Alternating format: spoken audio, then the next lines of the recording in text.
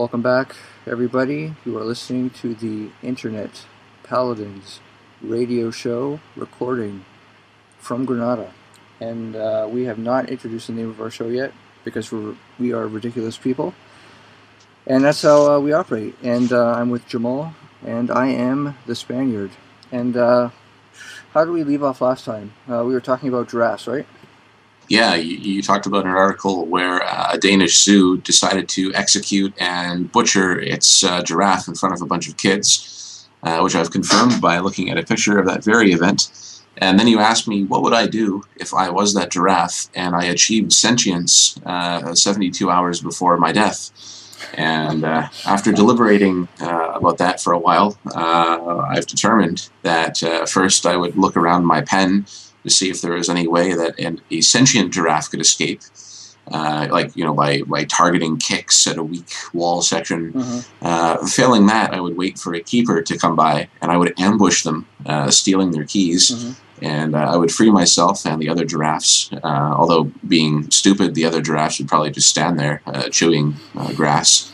And then I would run with my comically long legs, flailing around into the nearest city. I guess that would have been Copenhagen, to find my fortunes, whatever they may be, which would probably be death. But probably, okay. It'd be better than being executed in my pen, anyhow. I have two follow-up questions if you're willing to entertain them. All right. Let's say you've escaped somehow. What do you do then? You said find your fortunes, but would you communicate to humans what's going on, how animals feel about being in a zoo? Like what would you say to the world? Well, Europeans might listen. If I was talking to Americans, they'd probably just call me the Antichrist or something like that and then kill me. So Europeans might actually have the presence of mind to listen for more than 2 seconds before demonizing me, in which case I might try to explain to them what was going on. But would they care? I don't know. So that's a good question. Probably not. So yeah, I think I would. I don't know. I'd go to a news station, and I think a giraffe poking its head into the door would probably get someone's attention. So especially if I called out, hey, how's it going? Yeah. In which case they'd probably come back and talk to me. So yeah, that's what I'd do. I think I'd go to the news, or I'd break into a supermarket and eat all their carrots. One of the two. A giraffe from Detroit, pretty much, right? That's what you're telling me? I think so. And my other follow-up question, after either communicating or not communicating with people, would you foment a rebellion like in Rise of the Planet of the Apes? A giraffe rebellion, or animals more suited to rebellious activities? Maybe just enslaved animals. Animals in zoos, animals on farms ready to head to supermarkets. So I would free all the zoo animals and then pit them against humanity? If you're the animal with sentience, how would you? Do you see any value in that? What would you do? Value vengeance, I guess, yeah. But then again, I think one of the reasons why they keep wild animals locked up in cages is the fear and mistrust of a wild animal that makes it exciting to see them, even if they're just dying slowly in a cage at a zoo. It's still exciting to see, look, a dangerous lion. So,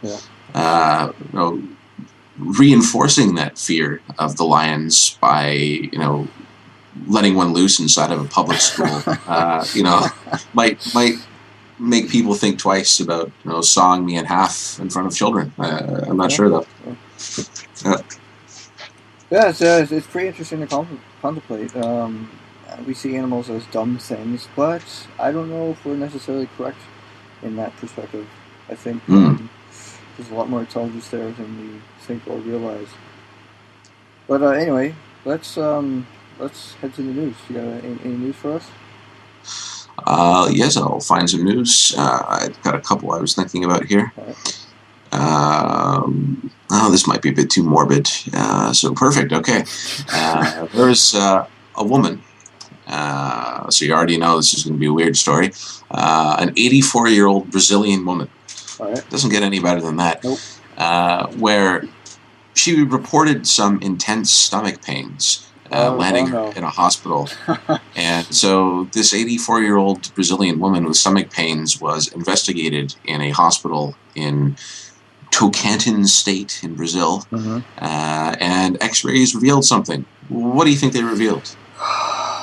Can you give me a range of options so that I can be hit softly with whatever the answer actually is? A range of options. It could be maybe something that was inserted. It could be something that is grown, something that was placed. Let me guess. Oh, you know what? I think I actually know what the answer is. Was this some sort of fossilized remains of a baby that she had, like when she was younger? It was. Yeah. I think I've read this story. It was a 44-year-old stone fetus found inside of this woman's uterus. Or rather, not inside her, but outside the uterus. Oh. So this is just another, when we look at women and we think, oh, this woman is so beautiful, she's so perfect. On the inside, if her body is unable to rid itself of a fetus, the dead fetus will be covered with calcium and basically fossilized inside of her.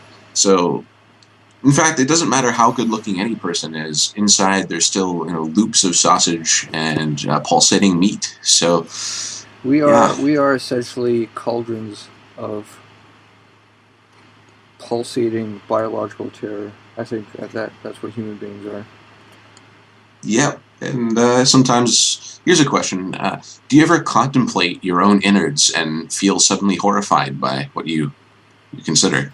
I do contemplate them. I don't feel horrified. I actually feel a sense of wonderment because I don't fully comprehend how such a perfect system can keep me alive. Because when you read all these stories and you think about medicine and stuff like that, so much can go wrong. So easily, and yet your heart's working. Even when you're sick and you have bad days and stuff like that, everything just works and you remain alive.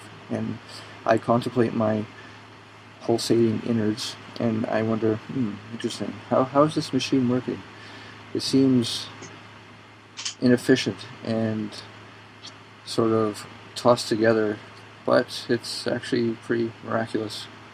But I don't know. Maybe that's just me. The quivering meat puzzle that makes up humanity is worth further to study, that's for sure. It is.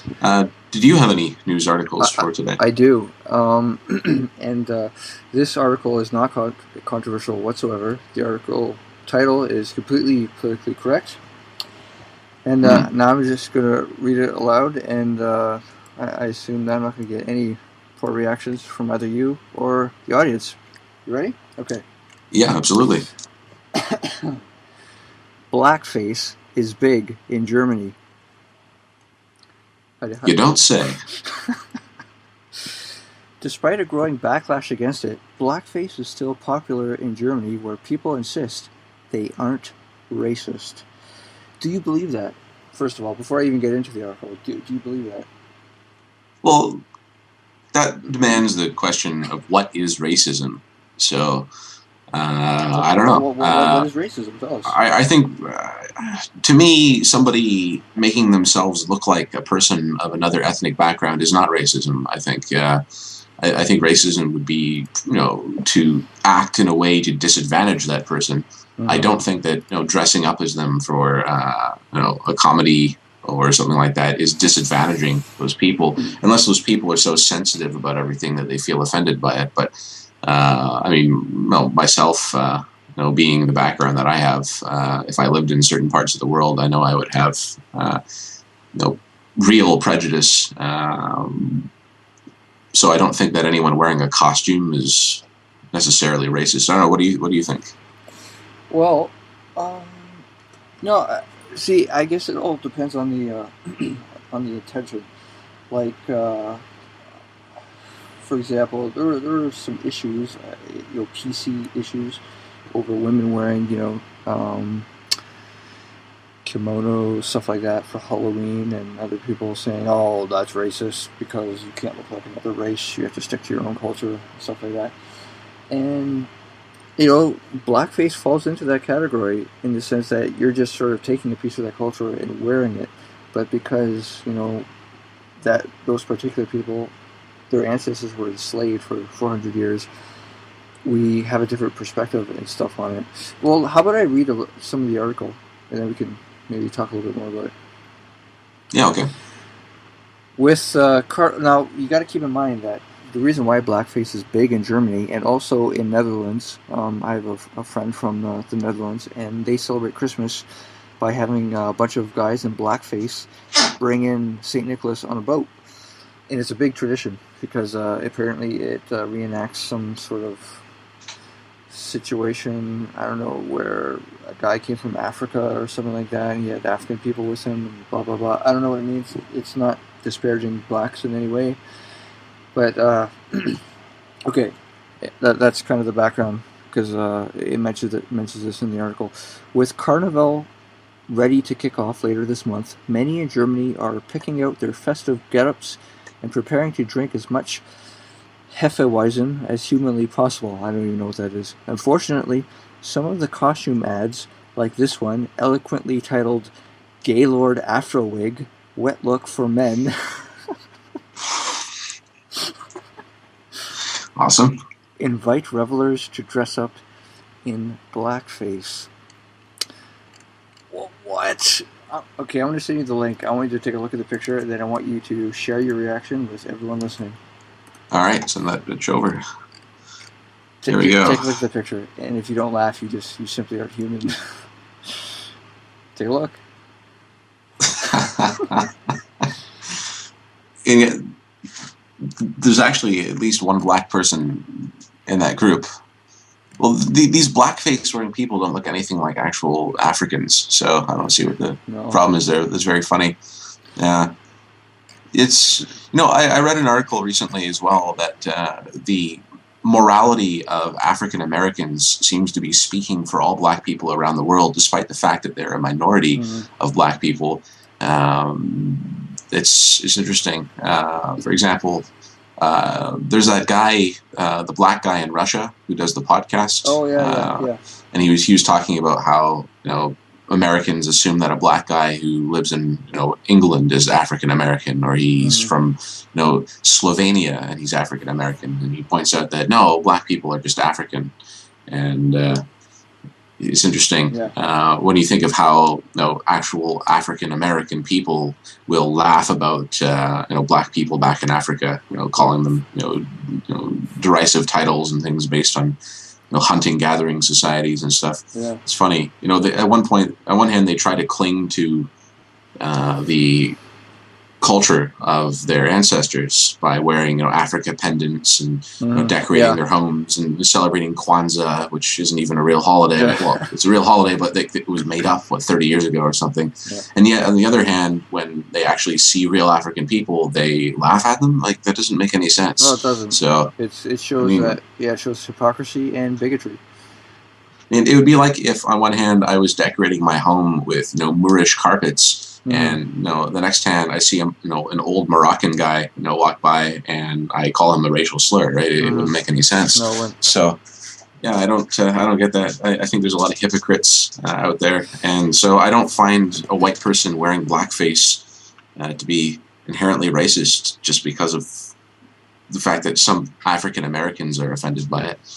So yeah. There's another phenomenon associated with that I also find interesting, and that phenomenon is that whenever, and you can see this especially on YouTube, whenever a black person leaves the American black culture and goes to another country and lives there for a number of years, they completely change, and dare I say it, they become normal people again. That guy was probably not like how he was when he was in America.